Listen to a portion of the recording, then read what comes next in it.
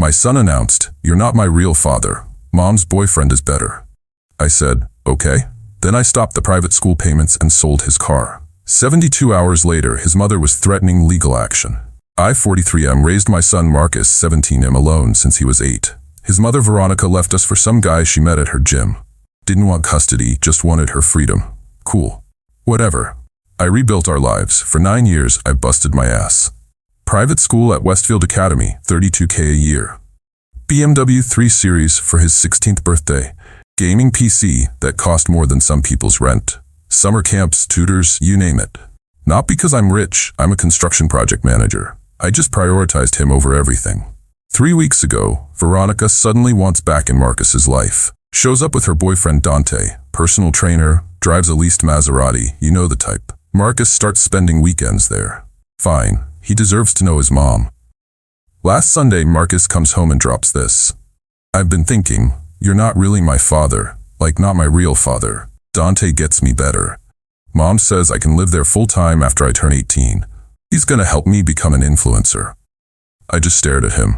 "I'm not your real father? You know what I mean? Biologically, yeah, but Dante's more of a father figure. He doesn't lecture me about grades in college. He actually supports my dreams." "Your dreams of being an influencer? See, you're doing it right now, this dismissive shit. Dante says I have natural charisma." I nodded slowly. Okay. If I'm not your real father, then I have no real obligations. I'll stop the private school payments tomorrow. Your car's going back to the dealer since it's in my name. Your college fund? Well, that's for my son, and apparently that's not you. The color drained from his face. "Dad, wait. It's Marcus," I corrected. "Or sir, since I'm not your real father." That was Sunday. By Wednesday, shit had hit every possible fan. Update 1. Let me update y'all on the spectacular meltdown happening. Monday morning, I called Westfield Academy, explained I was withdrawing financial support effective immediately. They gave Marcus 5 days to find alternative funding, or he's out.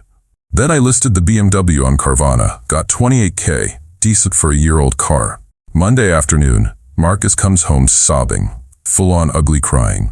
"Dad, the school called me to the office. They said you're not paying anymore. I have SATs next month. I can't switch schools now.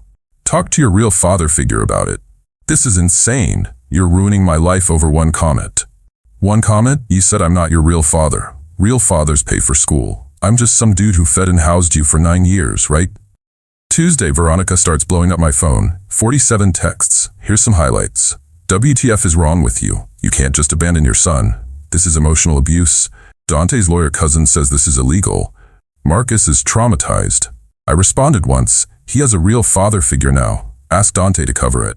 Wednesday morning, Veronica shows up at my work. Security had to escort her out. She's screaming about lawsuits, about how I'm destroying Marcus's future, how Dante can't afford private school because he's building his business. My boss Jim watched the whole thing, then said, "That your ex?" I nodded. He just patted my shoulder and said, "Stand your ground, brother." Wednesday night, Marcus tried a different approach. Cooked dinner, first time in 2 years, cleaned his room, then sat me down for a heart-to-heart. "Dad, I'm sorry. I didn't mean what I said. I was just exploring my relationship with Mom. You're my real dad. You've always been there." And this has nothing to do with losing your car in school? I mean, those things made me realize how much you do for me. So if I restore everything tomorrow, we're good? You won't pull this shit again? I promise, I'll never say anything like that again. And when Dante buys you a Maserati for graduation, when Mom offers you a room in their penthouse, what then? He couldn't look me in the eye. That's different. Get out of my sight, Marcus. Today's Thursday. The school wants payment by tomorrow. Marcus has been alternating between rage, tears, and love bombing. Veronica's threatened legal action 6 times. He apparently blocked her number after she asked him for $32. I'm sitting here with a beer looking at Marcus's college fund statement, $127,000, wondering if I should use it for that motorcycle I've always wanted. More updates coming. This is far from over. Update 2. Buckle up because this week has been wild. Friday, deadline day, Marcus stayed home sick from school. Kid was in full panic mode, rotating between his mom's place and mine, trying to broker some kind of deal. Around noon, Veronica shows up with her sister Gabriella and, I shit you not, Dante's mother Rosa. Rosa's the 65-year-old woman who apparently thinks her son walks on water. She starts lecturing me about family values. In our family, we don't abandon children over words. My Dante would never. Your Dante told my son he'd be a better father, but won't pay for his school. Sounds like he's great at talking, but not much else. Gabriella jumps in. You're being petty. Marcus is a child. He made one mistake. He's 17. In 8 months, he's an adult. Old enough to say I'm not his real father. Old enough to deal with consequences. Veronica tries the tears. Please, his friends are at Westfield. His whole life is there. You're destroying his senior year. No, Marcus destroyed it when he decided Dante was his real father figure. I'm just adjusting my financial priorities accordingly. Then Dante himself shows up. This Emperor rolls up in his Maserati, wearing a tank top in 50-degree weather. Bro, we need to talk man to man. Sure, you got $32? Listen, what Marcus said was out of pocket, but you're taking it too personal. Kids say dumb shit, and adults deal with consequences. You wanted to be his father figure? Congrats. Figure out his tuition. I'm building my brand, bro. I got 3 fitness clients, and then you can't afford to be anyone's father figure. Leave my property. Saturday morning, Marcus goes nuclear. Posts on Instagram about how I'm an abusive narcissist who can't handle rejection. Tags extended family, my coworkers, he knows, everyone. The post goes semi-viral in our area. 1,200 likes, 300 plus comments. Most comments actually roasted him. Bro said he wasn't his real dad and expected the bank to stay open? Fuck around and find out Hall of Fame. Team Dad. Kid thought he was slick. But Veronica's friends and family came out swinging. My phone was blowing up with messages calling me heartless, saying I'm traumatizing a child, that I should be ashamed. My brother Carlos texts, saw Marcus's post? Want me to comment? Me, nah, let him cook. BTW, I'm unfollowing him. Kid's an ungrateful punk. Sunday, yesterday, the real comedy begins. Marcus gets officially withdrawn from Westfield, has to enroll in public school for senior year. It's actually a decent school, but to him, it's like being sent to prison. He barges into my room at 7 a.m. I have to go to Jefferson High. Do you know what kids from Westfield call Jefferson? Juvenile Hall High. Sounds like a personal problem. I won't get into Columbia now. My whole academic record is ruined. Talk to Dante. Maybe he knows someone in admissions. Stop saying that. You're my father. Nah, I'm just some guy you're biologically related to. Your words. But here's where it gets really good. Sunday afternoon, I get a call from my lawyer friend, Keith. Veronica actually tried to file some kind of emergency custody modification, claiming I'm financially abusing Marcus.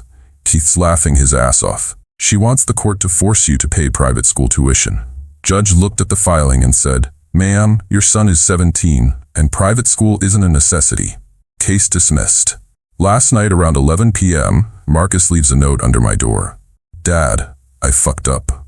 I know I fucked up. Mom and Dante have been filling my head with stuff about how you're holding me back, how you're too strict, how I could be more without your rules. I believed them because I'm an idiot.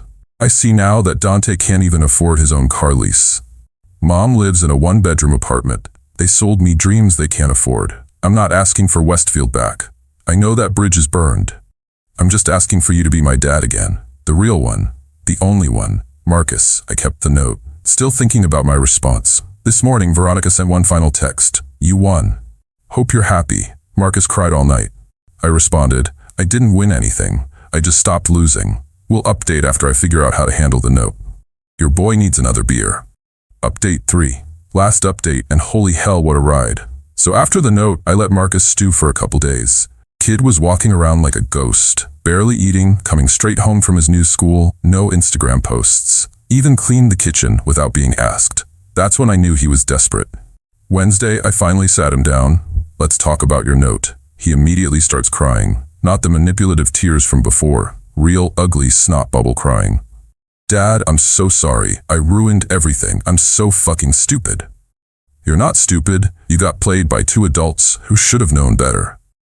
I just wanted to know my mom, and she made it sound like you were the bad guy. Like you were the reason she left. Your mom left because she met Dante at the gym and decided being a mother was too boring. That's it. No deep story.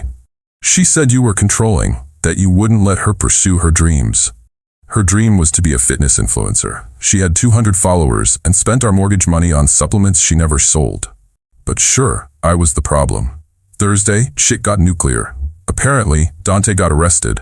Turns out Mr. Maserati was running a supplement scam, selling fake pre-workout as pharmaceutical grade to his clients. One of them ended up in the hospital.